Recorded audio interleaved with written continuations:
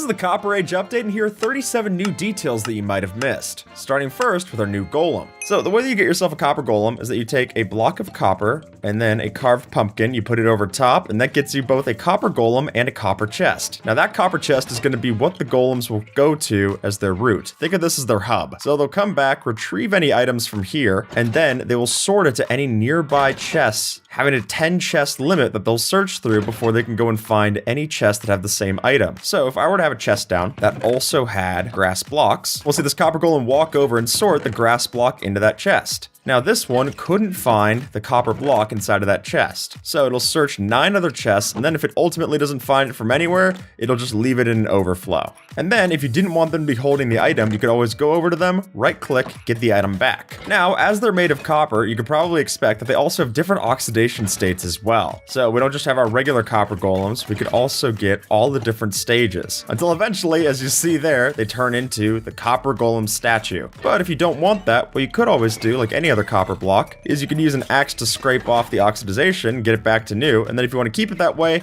use a honeycomb, giving you a whole bunch of options if you want to have different golems walking around your base. And the good thing is that the oxidization state actually has no impact on how the golem reacts. So if you wax them at that state, it's not going to be any different than any other copper golem. And if you want to decorate them even more, what you could always do is if you have an iron golem, then after a while our iron golems will actually add a flower onto the top of our copper golems, which we can then shear off if we want it back. So once a copper golem fully oxidizes without any honeycomb, it'll turn into a copper golem statue, which we can then mine and pick up to move around like a block. And if you do, you can also interact with it and have it do different poses, much in the same way that we have armor stands work on Bedrock editions. And then, if you want any of these other kinds of statues, what you're going to want to do is you want to get your axe and scrape off some of the oxidization, but not all of it, because then you'll just get yourself a living golem, which isn't a bad thing, but it's maybe not the thing you wanted. Sorry, buddy. And then these copper golem statues can also give out, with a comparator, different amounts of redstone output depending on their state.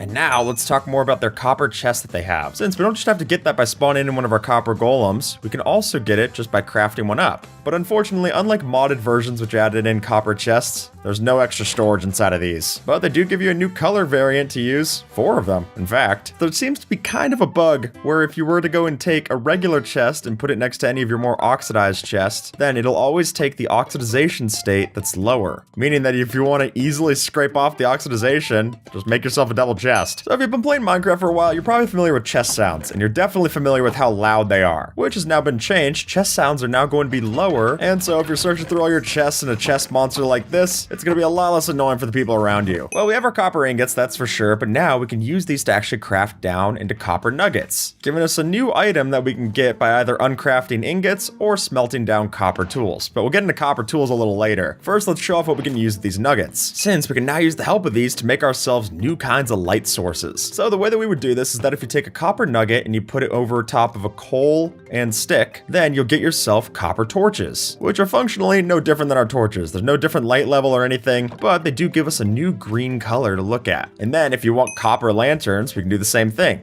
That's going to be 8 copper nuggets around a copper torch that we can then oxidize and wax to give us 4 new variants, these copper lanterns. You're going to hear about 4 new variants quite a lot. It comes up a lot with copper. But unlike copper bulbs, there's actually no difference in light level between an oxidized one and a regular one. And similar to our iron bars, we now have a new kind of bar that we can build with, that being the copper bars. And the way that we would get this is that if we take our copper ingots and we craft them 6 in a row like so, we get 16 copper bars. And as Observer points out, there's plenty of different cool build hacks that we can use here as well. Particularly having the exposed copper bars next to the regular iron bars really makes it look as if we're having some kind of rusted iron. Speaking of copper bars, let's not forget about the old copper bar, that being the copper lightning rod, which now isn't just the regular lightning rod, but also the 4 different oxidization states, which now if it gets struck by lightning, if it's not waxed, it's going to remove the oxidization off of this. There used to be a bug in the code where sheep would eat grass at half the amount of efficiency that they normally used to, meaning that your farms became half as efficient because they weren't regrowing their wool. But now that's been fixed, and our sheep farm is finally going to be able to eat the grass and give us back our proper sheep wool. So if you've played Minecraft for a while, you know that this game gets pretty laggy when you have a lot of entities, but But now that should be fixed because there has been an improvement in this update for a mass amount of entity rendering, which makes sense considering that they added in a whole bunch of new entities with our copper golems and copper chests. So now if you see a bunch of entities on screen, you're not going to see as much lag on your end. This one sounds bad, but hear it out. Since now Mojang has removed spawn chunks from the game, which if you were using technical farms back in the day, you know that spawn chunks were chunks that were constantly loaded around the world spawn, where you can make highly efficient farms by just having them always running within the spawn chunks of the server. But now Mojang has said that there's multiple different alternative options to this, including the force load command if you want to have something done on the admin side, or you can use player-made chunk loaders made from ender pearls to do it as well. But because a lot of players never use the spawn chunk functionality in that way in the first place, it'll make the game run a lot better if you didn't plan to use those anyway. And if you want it in survival, just build yourself an ender pearl stasis chamber and you'll be just fine. This new change makes it so that world border parameters no longer carry over to different dimensions, meaning that we could have ourselves a different world border in all three of the dimensions. So if I want a small world border in the nether, I could teleport back. We don't actually see that made here in the overworld. Most of the time we're hitting the F3 key to check our coordinates, but now if you hit F3, you're gonna see that it looks very different. And this is the simplified F3 debug menu. But if you miss some of the old features, now what you could do to edit it is hit F3 and F6, giving you the debug options menu. And if you wanna always show your player position, then your coordinates are going to be player position always. I think this does still work pretty well, especially if you're looking for just having it without having to always check F3 and having that all on your screen. Something you might have missed in one of the minor updates that they put in between drops is that now if you kill off a chicken jockey, making sure to always kill the zombie first instead of the chicken, you will get yourself the new Hyper Potions music disc, Lava Chicken.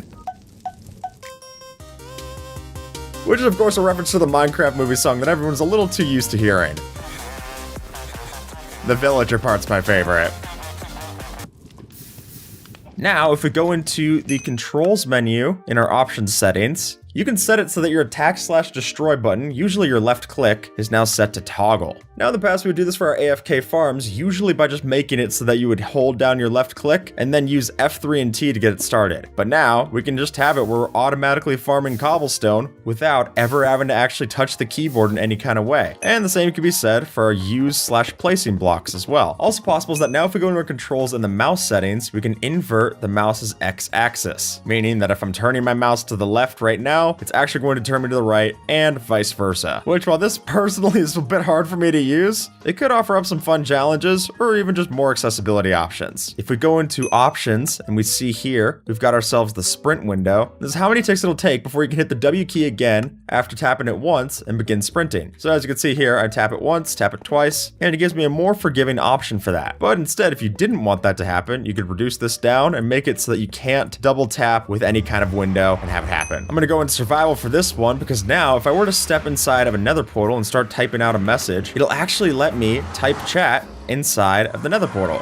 And not just that, but also if I were to go inside of the nether portal, it'll still have my message on the other side. We've got some new armors to see. One that we're going to see first is for our horses, which strangely enough has no crafting recipe, so it's going to have the same loot chance of finding it as an iron horse armor. And once you get it onto your actual horse, you'll see that it gives it 4 armor points compared to the iron horse armor's 5, which when you hear that all said out loud, it actually makes it seem pretty lousy that it's the same loot chance, but it does look pretty cool. This is a change we've been asking for a while, which is that now our dye textures have been changed to have each of them look distinct even without seeing the different colors, which I always think is great for accessibility if you have different kinds of color blindness, but also just gives us more textures to play around with. If you were to go into survival and break down a player head that's been placed down, it'll actually still preserve the player's name, which is a really welcome change of pace considering that normally if you broke it down, you would just get back the regular head, meaning that if you placed it down, you wouldn't be able to get it back. It was always a waste. One of the coolest features for this update is that now we can get ourselves functioning mirrors in Minecraft. Now, how did we actually make this work? Well, it's all thanks to the new mannequin mobs that we can summon in, and we can basically manipulate them the same way that we do with players, even killing them. So in the past, if you used the summon command to bring in a hostile mob on peaceful difficulty, it would summon them for a tick before deleting them. But now if I were to set the difficulty over to peaceful mode and then type in /summon creeper, it'll say monsters cannot be summoned in peaceful difficulty, which isn't exactly the best. I actually think a better workaround would be that they would let you summon in hostile mobs just that one if you use the summon command, because you already have some kind of creative mode admin privileges. But I digress, it doesn't let you do it. As we can see here, we have a great build hack made using the new copper chains. So the way that we craft these up is 2 copper nuggets over